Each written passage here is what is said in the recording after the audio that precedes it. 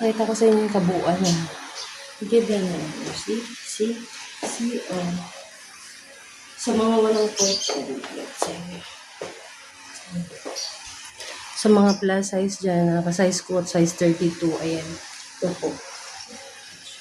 Actually guys, size 30 lang tong kinuha ko kasi kailangan mag-adjust ka ng size.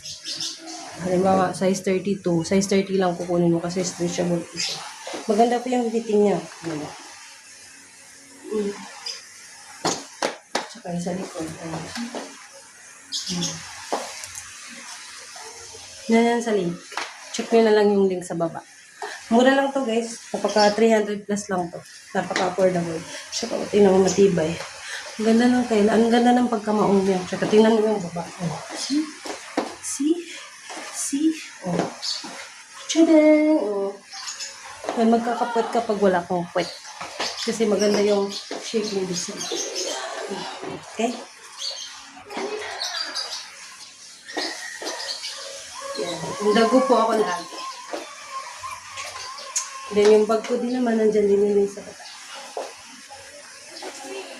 Sa black up to guys, sa black up to po mabibili.